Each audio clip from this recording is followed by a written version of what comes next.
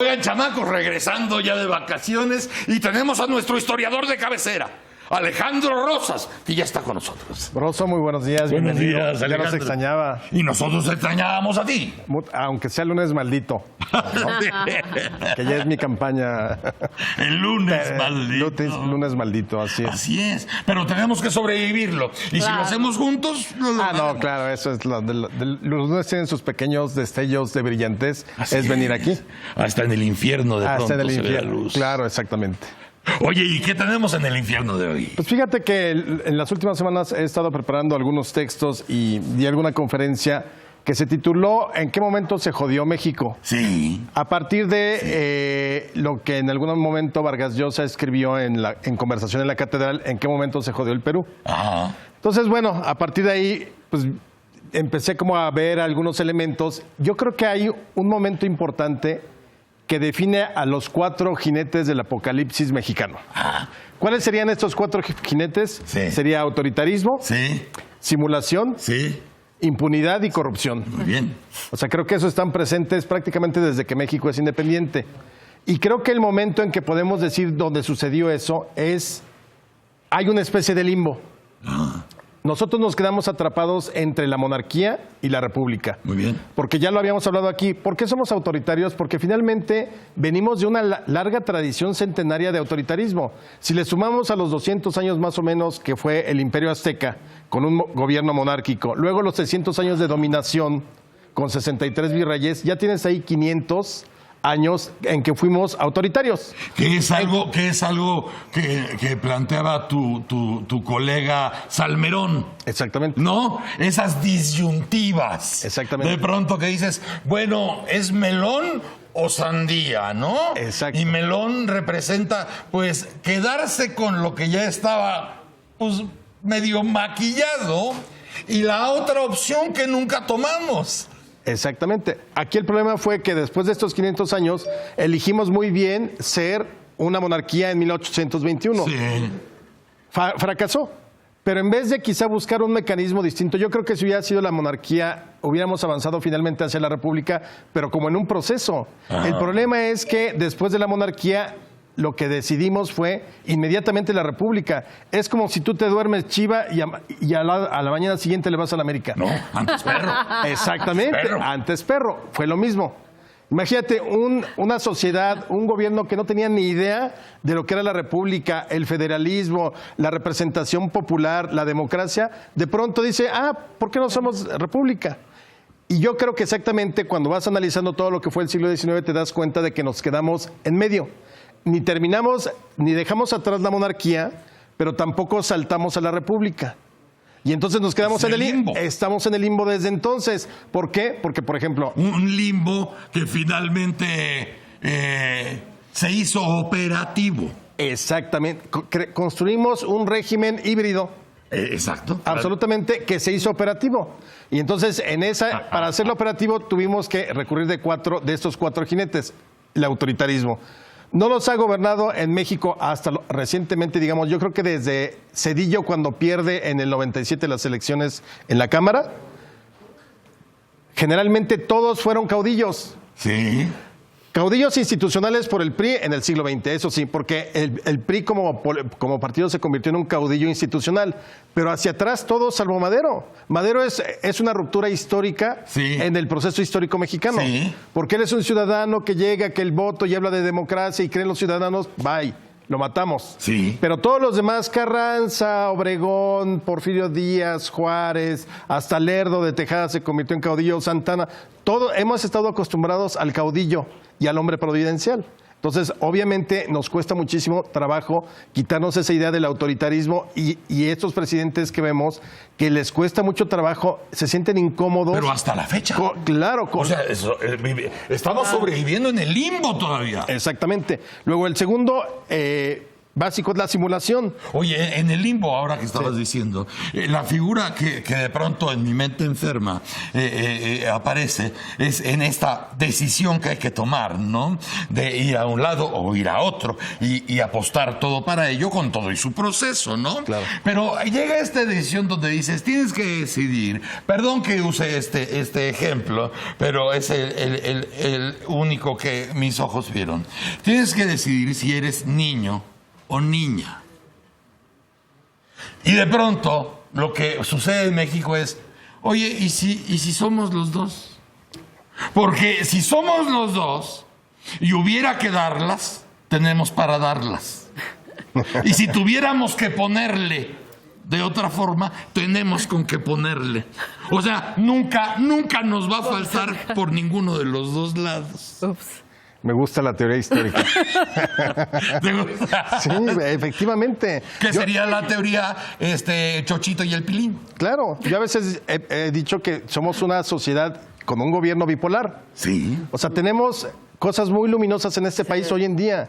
O sea, que la gente pueda salirse de vacaciones, que puede ir a los centros turísticos, que se puede ir a cenar quizá al cine, al teatro. O sea, que haya una vida con los amigos, reunirse en los fines de semana, cantar un gol en las redes sociales, ver la televisión. Pero por otro lado está Apatzingán, está Tamaulipas, es decir, La esclavitud. vivimos exactamente La una desigualdad bipolaridad. social total. Porque no podemos decir Claro. que México es un absoluto caos. Es justo el limbo. Es Oye, el limbo. O sea, Estamos en por el un limbo. lado te puedes Pero- cantar goles en las redes sociales, Claro. y por otro lado hay 50 millones de personas en Claro. pobreza. Decía el Claro. maestro Enrique Krause, y no sé si tú coincides con esta idea, que estamos atrapados en el pasado, que arrastramos todo lo malo de varias etapas pasadas de México y que no acabamos de superarlas. Por eso no somos capaces de ascender y de crecer como nación. Claro, yo ¿Hay creo parte de esto? Y es el limbo. Nos pesa mucho el pasado. Eso es lo que le dice Krause y yo estoy totalmente de acuerdo. El pasado, no hemos podido quitarnos el pasado de encima. Porque además eso es parte del limbo. O sea, estar parte del limbo es estar con un pie en el pasado Sí. y el otro pie en el éter. Exactamente. En la nada. En la nada. Porque no se ha decidido el rumbo, pero vives en las dos partes. Claro, entonces este limbo El también riesgo que eso representa. además. Claro. este limbo nos llevó a hacer un gobierno o un sistema simulado. Sí. En México nunca han fallado las elecciones, aunque somos muy antidemocráticos. El porfiriato fue antidemocrático por naturaleza y nunca hubo una elección donde no se organizaran los comicios, donde la gente participara. Igual en la parte más dura del perismo, con los fraudes desde robar las urnas con ametralladoras hasta el carrusel, el ratón loco, el tamal, Claro. el fraude cibernético del 88. De Bartlett, por cierto, que ahora está en la izquierda, recalcitrante y defiende todo, ¿no? Pero bueno, esa es parte de ese ese limbo. Pero es un limbo, es simulación. Simulación te hablan de sí, Las campañas. Bueno, Las campañas es una gran simulación. Sí, por supuesto. pero además, fíjate el manejo de la historia. La tierra es del que la trabaja y sí, el campesino merece tierra, perfecto, y luego los metes a la CNC, ¿no? Sufragio efectivo, sí necesitamos las elecciones, la democracia, simulación, y entonces utiliza la figura de Madero para todo. Hasta en los documentos oficiales aparecía sufragio efectivo, no reelección. claro. Pero ¿qué tal las elecciones? ¿Cómo las manipulaban, el fraude y demás? Vamos a ser respetuosos de la ley y sacas a Juárez como el ejemplo del respeto a la ley y te pasabas la ley por el arco del triunfo. O usar al mismo Cárdenas expropiador como el Cárdenas transformador. Claro. Bueno, Es de locos. esa simulación. Es bipolar. Absolutamente. Entonces, esa simulación nos lleva al tercer jinete que es consecuencia, la impunidad. Sí. ¿Cómo vas a tener un régimen de simulación si no eres impune? ¿Por qué? Porque sí tienes el corpus de leyes, pero no lo cumples. ¿No? Sí. Eso por un lado. A Pero menos que simules. además, O sea, si tienes el cuerpo de leyes, pero tu motor es simulador, entonces puedes aplicar la discreción. Exactamente. Y entonces te vuelves impune porque sabes que nadie te va a pedir cuentas y no tienes que darle cuentas a nadie. Es increíble, fíjate, en esta conferencia que fui a dar a Mérida, en una conversación sale la idea de el único, a ver si rápidamente a ti tú me dices quién es el único gobernante en la historia de México que ha sido llamado a cuentas. Hacia el vuelo, ¿Echeverría? Maximiliano de Habsburgo. lo enjuiciaron y lo fusilaron. Fuera de ahí, nadie, ni Victoriano Huerta. Sí, porque Echeverría ya no lo dejaron salir, pero nada más de su casa. Exactamente.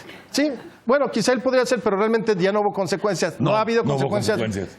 Perdimos la figura del juicio de residencia, que era la que se le aplicaba a los funcionarios públicos en la Nueva España y que entonces, cuando terminaban su mandato, no podían dejar el lugar donde vivían mientras no se les llamara cuentas. Claro. Y entonces tú como ciudadano u otros funcionarios decían, oye, a mí me parece que el virrey la regó en esto, esto y esto, y aquí tengo las pruebas. Y entonces el virrey se tenía que quedar a que le hicieran su juicio de residencia.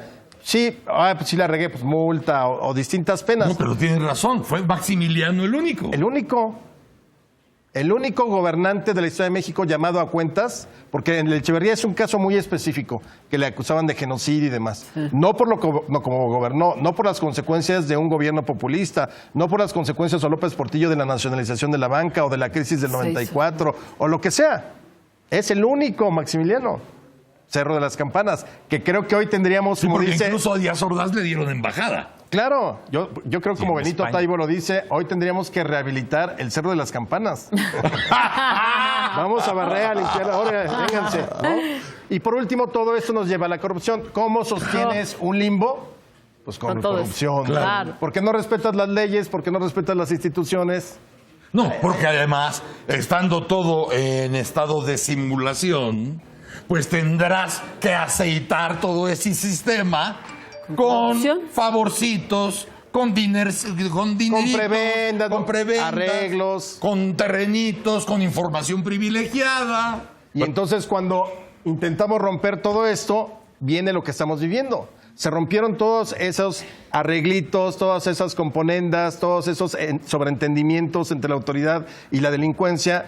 Viene la transición, el nuevo régimen no sabe qué hacer. No sabe qué con hacer. ese tipo de relaciones, se rompen y entonces el hormiguero se abre o el avispero, cae el panal y las avispas. Pero cuando regresan, tratando de hacer lo mismo, la gente ya sabe más. Claro, porque lo que sí nos diferencia en estos 200 años es esta generación actual como sociedad es totalmente diferente en términos cualitativos de lo que han sido las sociedades anteriores. Esta es más informada, participa, es más lectora, está muy enojada, está molesta, se organiza.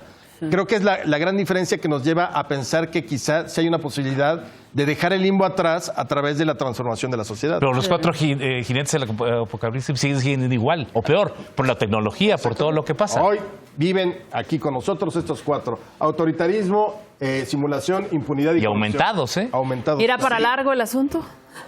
Híjole. Pero, bueno, Los historiadores somos profetas, pero del pasado. vamos, Sí, vamos claro. a poner un ejemplo. ¿Tienes ahí la fotografía del barco? ¿Para ti? Para que vean lo que es el karma. O sea... No, bueno. Sí. Es increíble. Ese tipo de cosas son... Es increíble. Es una fotografía donde el presidente Henry Monster está echando a andar ahí unos buques, que uno es el 45, el otro es el 40 y tantos, y sale esta foto. Sale esta foto, ustedes pueden interpretarla como ustedes quieran. Una foto dice más que 1000 palabras y vean ustedes cómo de pronto, de estar sobreviviendo casi prácticamente un siglo en el limbo, de pronto las cosas, como la ciencia o como el universo, funciona la gravedad. Exactamente. Y miren ustedes la foto. Es increíble. A 206 días. Exactamente, Es increíble. justamente a 206 días. Gracias, Alejandro. Rosso, muchas gracias. El limbo. El limbo mexicano y los cuatro jinetes del apocalipsis mexicano. Gracias, Alejandro. Alejandro Rosas, nuestro historiador de cabecera. Señora, muchas gracias. Muchas gracias a usted. Qué gusto estar otra vez aquí. Gracias, doctor de la Rosa. Sorry, señor. Muchas gracias. Chamacos, mañana, sin remedio, a las 6:30 estaremos con ustedes, lo quieran o no, aquí por Foro TV. Si tienen tele, ahí se ven. ¡Órale!